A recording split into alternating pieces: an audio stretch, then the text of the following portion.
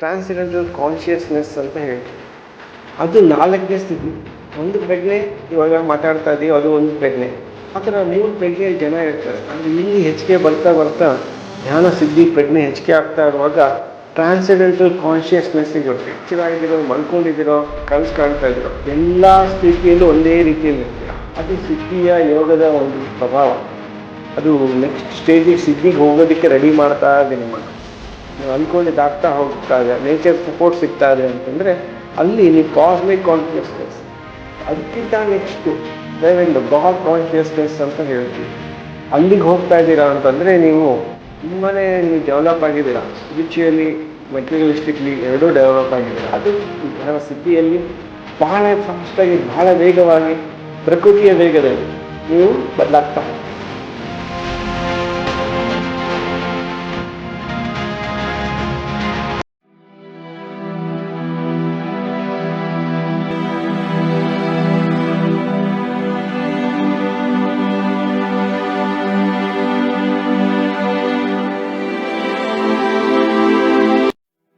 This is a very direct way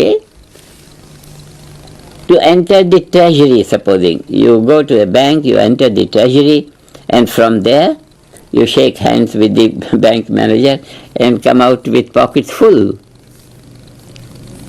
Like that, transcendental field of life is pure cosmic intelligence.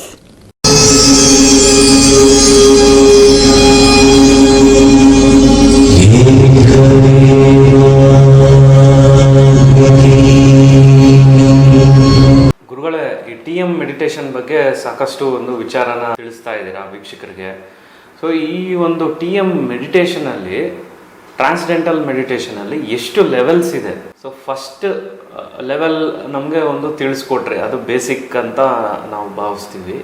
So ಆ level ಆದಮೇಲೆ next level ಏನು, ಎಷ್ಟು ಲೆವೆಲ್ಸ್ವರೆಗೂ ಹೋಗ್ಬೋದು? So up to ಎಷ್ಟು level ಆದಮೇಲೆ ಏನು ಒಂದು ಆ ಒಂದು ಪ್ರಜ್ಞೆಯಲ್ಲಿ ನಾವು ಇರ್ತೀವಿ?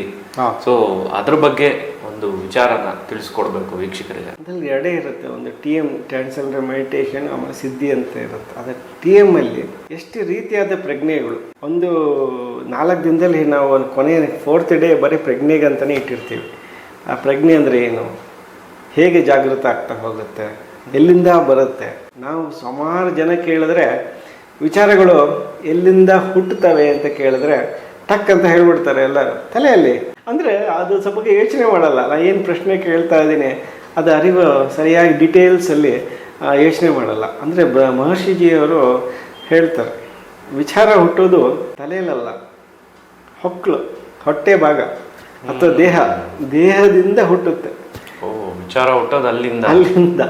ಹೇಗೆ ಅನ್ಕೊಳ್ಳೋ ಪ್ರಕಾರ ಅಲ್ಲಿಗೆ ಬರೋದು, ಅದು ಬರೋಕ್ಕಿಂತ ಮುಂಚೆ ಎಲ್ಲಿತ್ತು, ಆ ಸೆನ್ಸರಿ ಆರ್ಗನ್ಸ್ ಅಂತ ಹೇಳ್ತೀವಿ, ಇಂದ್ರಿಯಗಳು. ಆ ಇಂದ್ರಿಯಗಳ ಮೂಲಕ ಅದು ತನಿಖೆ ಮಾಡಿದಾಗ ಆವಾಗ ಅದು ಇಂದ್ರಿಯಗಳೇ ಎಲ್ಲ ಹೇಳ್ತವೆ ನಮಗೆ. ಪೂರ್ತಿ ಇರೋದು ಶಕ್ತಿ ಆ ಇಂದ್ರಿಯಗಳಲ್ಲಿ. ಆ ಇಂದ್ರಿಯ ಮೂಲಕ ಹೆಚ್ಚಿಗೆ ಆಗ್ತಾ ಹೋಗುತ್ತೆ. ಅಂದರೆ ಹೇಗೆ ಬ್ರಹ್ಮ ಕೂತಿದ್ದಾನೆ, ಬ್ರಹ್ಮ ಕಮಲ ಮೇಲೆ, ಕಮಲ ಹೊಕ್ಕಳ ಮೇಲೆ, ವಿಷ್ಣುವಿನ ಹೊಕ್ಕಳಿಗೆ ಕರೆಕ್ಟಾಗಿರುತ್ತೆ. ಸೊ ಎಲ್ಲ ಹುಟ್ಟೋದು ಅಲ್ಲಿಂದ. ಅದು ಆಮೇಲೆ ಬ್ರಹ್ಮನಿಗೆ ಬರುತ್ತೆ. ಬ್ರಹ್ಮನಿಂದ ನೆಕ್ಸ್ಟ್ ಮಹರ್ಷಿಗಳು, ಮತ್ತೆ ಎಲ್ಲ ನೆಕ್ಸ್ಟ್ ಪುರುಷರು ಎಲ್ಲರಿಗೂ ಹೋಗ್ತಾ ಹೋಗುತ್ತೆ. ಆ ಪ್ರಜ್ಞೆ ಅಲ್ಲಿಂದ ಹುಟ್ಟುತ್ತೆ. ಸಣ್ಣ ಉದಾಹರಣೆ, ಬೀಜ ಹುಟ್ಟುತ್ತೋ ಮರ ಹುಟ್ಟುತ್ತೋ ಫಸ್ಟು ಅಂತ ಕೇಳ್ತಾ ಹೋದರೆ, ಮೊದಲು ಹುಟ್ಟೋದು ಆಸೆ. ಬೀಜ ಮಾಡಬೇಕು ಫಸ್ಟು, ಯಾವ ರೀತಿಯ ಬೀಜ ಇರಬೇಕು, ಅದು ಮರ ಆದಾಗ ಯಾವ ರೀತಿ ಅದು ಪರಿಮಳ ಕೊಡಬೇಕು ಅಥವಾ ಹಣ್ಣು ಕೊಡಬೇಕು, ಎಲ್ಲನೂ ಆ ಆಸೆ ಭಾವದಲ್ಲಿರುತ್ತೆ, ಆ ಶುದ್ಧ ಭಾವದಲ್ಲಿ. ಅದು ವಿಷ್ಣುವಿಂದನೇ ಬರ್ತಾ ಇರುತ್ತೆ. ಹಾಗೆ ವಿಚಾರಗಳು ಹುಟ್ಟ ಮೂಲ ಏನಿದೆ ಅದು ಬೇರೆ ಕಡೆನೇ ಇದೆ, ನಾವು ಹೇಳ್ಕೊಳ್ಳೋದು ಇಲ್ಲಿ ಅಂತ. ಹಾಗೆ ಇಲ್ಲಿ ಧ್ಯಾನದಲ್ಲಿ ನಾವು ಒಂದು ಟ್ರಾನ್ಸೆಂಡೆಂಟಲ್ ಕಾನ್ಷಿಯಸ್ನೆಸ್ ಅಂತ ಹೇಳ್ತೀವಿ. ಅದು 4ನೇ ಸ್ಥಿತಿ. ಒಂದು ಪ್ರಜ್ಞೆ, ಇವಾಗ ಮಾತಾಡ್ತಾ ಇದ್ದೀವಿ, ಅದು ಒಂದು ಪ್ರಜ್ಞೆ. ಮಲ್ಕೊಂಡಿರ್ತೀವಿ, ಇನ್ನೊಂದೇ ಪ್ರಜ್ಞೆ. ಅದು ಕನಸು ಕಾಣ್ತಾ ಇರ್ತೀವಿ, ಅದೇ ಒಂದು ಬೇರೆ ಲೋಕ. ಯಾವುದು ಸತ್ಯ ಅದು ಸುಳ್ಳು ಗೊತ್ತಿಲ್ಲ, ಅದು ಅದರದ್ದೇ ಆದ ಲೋಕ. ಸುಳ್ಳಿನ ಲೋಕದಲ್ಲೇ ಸತ್ಯ ಅನಿಸ್ತಾ ಇರುತ್ತೆ, ಅದರದ್ದೇ ಒಂದು ಪ್ರಜ್ಞೆ. ಆ ಥರ 3 ಪ್ರಜ್ಞೆಯಲ್ಲಿ ಜನ ಇರ್ತಾರೆ. ಆದರೆ ಇಲ್ಲಿ ಹೆಚ್ಚಿಗೆ ಬರ್ತಾ ಧ್ಯಾನ ಸಿದ್ಧಿ ಪ್ರಜ್ಞೆ ಹೆಚ್ಚಿಗೆ ಆಗ್ತಾ ಇರುವಾಗ ಟ್ರಾನ್ಸೆಂಡೆಂಟಲ್ ಕಾನ್ಷಿಯಸ್ನೆಸ್ಸಿಗೆ ಬರ್ತೀರ. ಆ ಕಾನ್ಷಿಯಸ್ನೆಸ್ಸಲ್ಲಿ ಬಂದಿದ್ದೀರಾ ಅಂದರೆ ನೀವು ಕನಸಾಗಿರಲಿ ನನಸಾಗಿರಲಿ, ಎಚ್ಚರ ಇದ್ದೀರೋ, ಮಲ್ಕೊಂಡಿದ್ದೀರೋ, ಕನಸು ಕಾಣ್ತಾ ಇದ್ದೀರೋ, ಎಲ್ಲ ಸ್ಥಿತಿಯಲ್ಲೂ ಒಂದೇ ರೀತಿಯಲ್ಲಿ ಇರ್ತೀರ. ಅದು ಸಿದ್ಧಿಯ ಯೋಗದ ಒಂದು ಪ್ರಭಾವ. ಅದು ನೆಕ್ಸ್ಟ್ ಸ್ಟೇಜಿಗೆ ಸಿದ್ಧಿಗೆ ಹೋಗೋದಕ್ಕೆ ರೆಡಿ ಮಾಡ್ತಾ ಇದೆ ನಿಮ್ಮನ್ನು. ಅದಾಗ್ತಾ ಇರುತ್ತೆ. ಅದಾದ ಮೇಲೆ ಎಷ್ಟು ನಿಮ್ಮ ನಡವಳಿಕೆಯಲ್ಲಿ ಬದಲಾವಣೆ ಆಗುತ್ತೋ, ಎಷ್ಟು ನಿಮ್ಮ ವಿಚಾರಗಳು, ಮಾತುಕತೆ ನೀವು ಅಂದ್ಕೊಂಡಿದ್ದಾಗ್ತಾ ಹೋಗ್ತಾ ಇದೆ, ನೇಚರ್ ಸಪೋರ್ಟ್ ಸಿಗ್ತಾ ಇದೆ ಅಂತಂದರೆ ಅಲ್ಲಿ ನೀವು ಕಾಸ್ಮಿಕ್ ಕಾನ್ಷಿಯಸ್ನೆಸ್, ಅದರದ್ದೇ ಆದ ಒಂದು ಪ್ರಜ್ಞೆ, ಆ ಪ್ರಜ್ಞೆ ಜೊತೆ ನೀವು ನಿಮ್ಮ ಅಹಂಕಾರನ ತೊಡೆದು ದೊಡ್ಡ ಅಹಂಕಾರಕ್ಕೆ ನೀವು ಸರೆಂಡರ್ ಆಗಿದ್ದೀರಾ, ನೀವು ಅದರ ಜೊತೆ ಸೇರಿಕೊಂಡಿದ್ದೀರಾ ಅಂತ. ಸೊ ಆವಾಗ ನೀವು ನೇಚರ್ ಸಪೋರ್ಟ್ ಸಿಕ್ಕಿದೆ ಅಂತ, ಆವಾಗ ಕಾಸ್ಮಿಕ್ ಕಾನ್ಷಿಯಸ್ನೆಸ್. ಅದಕ್ಕಿಂತ ನೆಕ್ಸ್ಟು ಲೆವೆಲ್ಲು ಗಾಡ್ ಕಾನ್ಷಿಯಸ್ನೆಸ್ ಅಂತ ಹೇಳ್ತೀವಿ. ಅಲ್ಲಿಗೆ ಹೋಗ್ತಾ ಇದ್ದೀರಾ ಅಂತಂದರೆ ನೀವು ತುಂಬಾ ನಡವಳಿಕೆ, ತುಂಬಾ ಸತ್ವಗುಣ, ತುಂಬಾ ನೀವು ಡೆವಲಪ್ ಆಗಿದ್ದೀರಾ. ಸ್ಪಿರಿಚುಯಲಿ, ಮೆಟೀರಿಯಲಿಸ್ಟಿಕ್ಲಿ ಎರಡೂ ಡೆವಲಪ್ ಆಗಿದ್ದೀರಾ. ಅದರಿಂದ ಸಾವಿರಾರು ಜನಕ್ಕೆ ನಿಮ್ಮಿಂದ ಪ್ರಯೋಜನ ಆಗಿದೆ. ಆಗಿದ್ದರೆ ಮಾತ್ರ ನೀವು ಆ ಗಾಡ್ ಕಾನ್ಷಿಯಸ್ನೆಸ್ ಲೆವೆಲ್ಗೆ ಹೋಗಿದ್ದೀರಾ ಅಂತ. ಹೇಗೆ ಪ್ರತಿಯೊಂದು ಮಳೆ ಹುಟ್ಟೋದು ಸಮುದ್ರದಲ್ಲೇ ಆಗಿದ್ರೂ ಸಹ ಕೊನೆಗೆ ಮಳೆ ಬಿದ್ದಾದ ಮೇಲೆ ಎಲ್ಲೋ ಹೇಗೆ ವಾಪಸ್ ಸಮುದ್ರಕ್ಕೆ ಸೇರ್ಕೊಂಡುತ್ತೋ ಅದೇ ರೀತಿಯಲ್ಲಿ ಯೂನಿಟಿ ಕಾನ್ಷಿಯಸ್ನೆಸ್ ಅಂತ ಹೇಳ್ತೀವಿ. ಆವಾಗ ಭಗವಂತನ ಜೊತೆ ಸೇರ್ಕೊಂಡ್ಬಿಟ್ಟಿದ್ದೀವಿ. ಅವನ ಥರ ಇದ್ದೀರಾ ಅಂದರೆ ಸಾಕು, ಅವನೇ ಆಗ್ತಾ ಹೋಗ್ತೀರಾ ನೀವು. ಆವಾಗ ನೀವು ಈ ಮನುಷ್ಯ ಜನ್ಮ ಅಲ್ಲಿಗೆ ಮುಗೀತು, ನೆಕ್ಸ್ಟ್ ಜನ್ಮ ಶುರು ಆಗ್ತಾ ಹೋಗ್ತವೆ. ಅದು ಇನ್ನು ಮುಂದೆ ಇರುತ್ತೆ. ಹೇಗೆ ವಿಷ್ಣು ಮತ್ತು ಬ್ರಹ್ಮ ಬೆಳಕಿನ ಒಂದು ಲಿಮಿಟ್ ನೋಡ್ತಾ ಹೋದರು, ಎಲ್ಲಿದೆ ತನಕ ಲಿಮಿಟ್, ಶಿವಂದು ಲಿಮಿಟ್ ನೋಡ್ತಾ ಹೋದರು, ಇಬ್ಬರಿಗೂ ಸಿಗಲಿಲ್ಲ.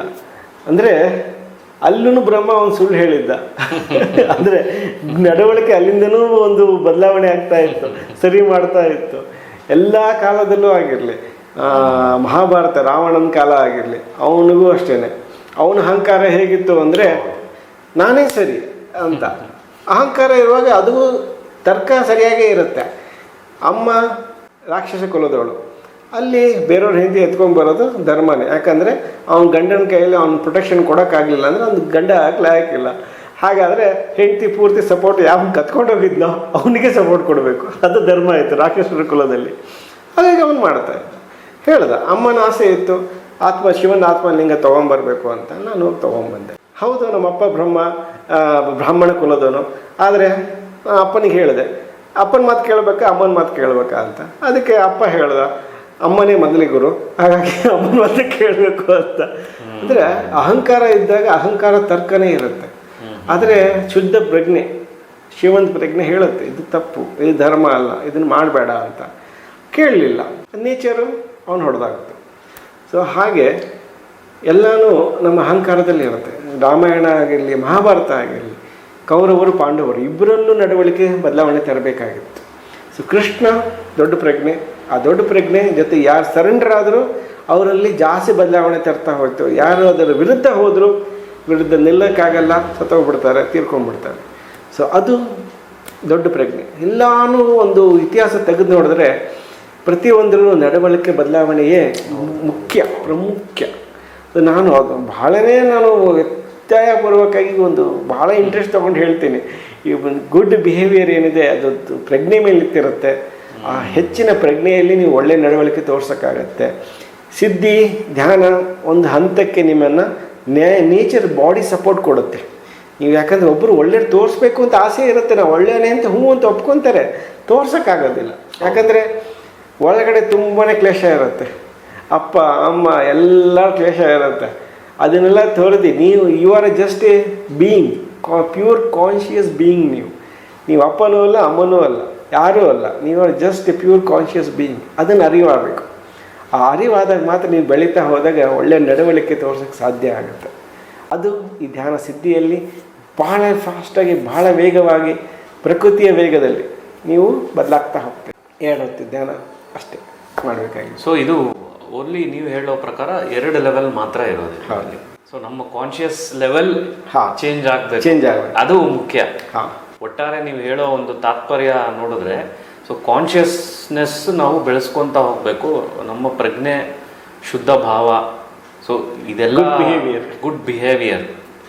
ಸೊ ಅದು ಬಹಳ ಪ್ರಮುಖವಾದದ್ದು ಇದರಲ್ಲಿ. ಯಾವುದೇ ಮಾಡಿ ನೀವು ಸ್ವಾಮಿಗಳ ಪೂಜೆ ಮಾಡ್ತಿರೋ ಅಥವಾ ಜಪ ಮಾಡ್ತಿರೋ, ಏನೇ ಮಾಡಿ ಅದ್ರ ಪ್ರಭಾವ ನಿಮಗೆ 1000 ಪಟ್ಟು ಜಾಸ್ತಿ ಆಗಬೇಕು ಅಂದರೆ ಇಲ್ಲಿ ನೇಚರ್ ಜೊತೆ ಕನೆಕ್ಟ್ ಆಗಬೇಕು. ನಿಮ್ಮ ಒಳಗಡೆ ಕನೆಕ್ಟ್ ಆಗ್ಬೇಕು, ನಿಮ್ಮ ಒಳಗಡೆ ಕೇಳ್ಕೊಬೇಕು. ಹೇಗೆ ದೇವಸ್ಥಾನಕ್ಕೆ ಹೋದ್ರೆ ನಿಮ್ಮ ಒಳಗಡೆ ನೀವು ಕೇಳ್ಕೊಂತೀರ, ಹೌದು, ಆಚೆ ಕಡೆ ಒಳಗಡೆ ಕೇಳ್ತಾ ಇರ್ತೀವಿ ನಾವು. ಹೌದು ದೇವ್ರನ್ನ ಕೇಳಲ್ಲ. ಬಹಳ ಒಂದು ಒಳ್ಳೆ ಉದಾಹರಣೆ. ಸೊ ಎಲ್ಲರಿಗೂ ಈ ಒಂದು ವಿಚಾರ, ಒಳ್ಳೆ ವಿಚಾರನ ನೀವು ತಿಳಿಸ್ತಾ ಬರ್ತಾ ಇದ್ದೀರಾ. ಇನ್ನು ಮುಂದಕ್ಕೂ ಸೊ ಇನ್ನೂ ಹೆಚ್ಚಿನ ಒಂದು ಜ್ಞಾನನ, ವಿಚಾರನ ನಮ್ಮ ವೀಕ್ಷಕರಿಗೆ ಕೊಡ್ತಾ ಇರಬೇಕು ಅಂತ ಈ ಮೂಲಕ ನಿಮಗೆ ವಿನಂತಿಸ್ಕೊಳ್ತಾ ಇದ್ದೀನಿ ಗುರುಗಳೇ. ಧನ್ಯವಾದ. ಸೊ ಇಲ್ಲಿಗೆ ಈ ಒಂದು ವಿಡಿಯೋ ಮುಗಿಸ್ತಾ ಇದ್ದೀವಿ ವೀಕ್ಷಕರೇ.